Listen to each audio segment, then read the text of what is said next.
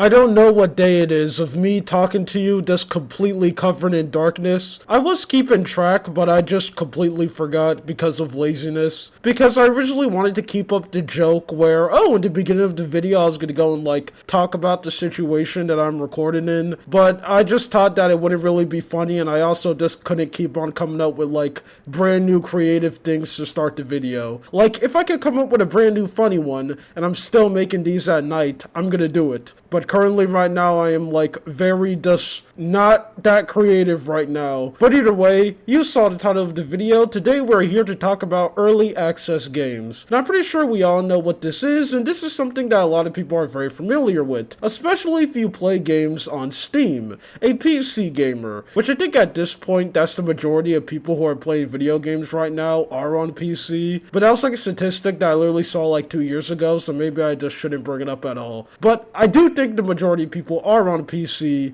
and Steam is filled to the brim with a bunch of early access games. Well, here's the thing. I don't really like playing early access games that much, and let me tell you why. Before I go into the bad side and the reason why I don't really like it, let me tell you the type of early access games that I'm 100% okay with. It does being multiplayer or community games. I'm talking about something like VR chat, which is still in early access. Yes, that is something very surprising because that's a thing that existed for such a long time. You think it's official, but nope, it's still in early access. Or literally just insert any multiplayer game. This is something that I'm 100% fine with playing, mainly because they don't really have any story. You basically playing these games on early access, you're basically just seeing the game grow. And I know it's like that for every single early access game, but I think there's a big difference where if it's something like a community-based thing like VR chat, where you're just walking around and talking to people, then a single player game that has an actual story. Those type of early access games, I'm 100% fine with, and I play some of them. Not really regularly, but I'm okay with jumping in. But the type that I absolutely despise, the thing that just pisses me off is when a game has an actual story. Because I just don't like playing it, because every time when I do, I just feel like I'm robbing the 1.0 experience. Every time when I see a piece of dialogue or just play a mission or do something inside the game, I'm like, man, now this is something that I can't experience fresh anymore. I'm currently going through this pain really badly because I am playing Hades 2. For people who are the longtime viewer of this channel and is well aware of the Luma to the Moon cinematic universe, I glaze Hades 1.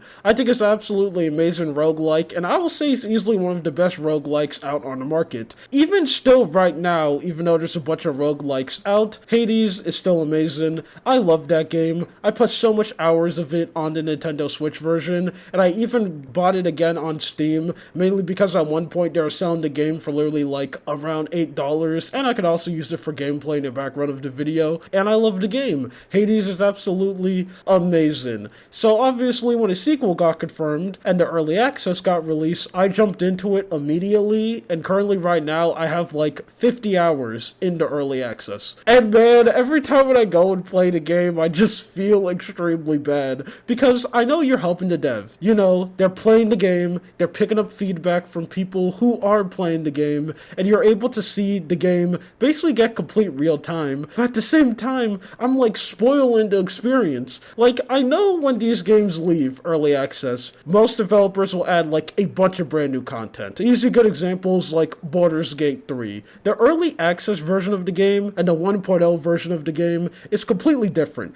Part 1, they added so much new areas that you're basically getting a brand new experience, but at the same time, you did experience some of the game in the early access, and I don't want to experience that part of the game. I want to go in 100% blind and not knowing anything, and I know the answer to my solution is something very simple. When you get the early access, just don't play it. Just buy the game and leave it in the background. But here's the thing. I can't do that, okay? I'm very addicted to good games, especially good indie games, so I'm not gonna do that, and I'm gonna buy the game, play the early access, have an amazing time, and I'm gonna feel extremely bad because I just spoiled some of the experience for myself, and I'm gonna be in this infinite Ouroboros cycle of being extremely angry, but still doing it to myself. Kind of like how fast food is bad for you, but you keep on eating it over and over again because it's good. That's kind of me with early access stories. story games. And this is just one thing that I wanted to go and complain about because I know I'm not the only person who's trapped inside this vicious cycle. Anyway, when I'm done recording this video, I'm probably going to play some more Hades 2. Anyway, that's it. My name is Lua. You have a good day or night.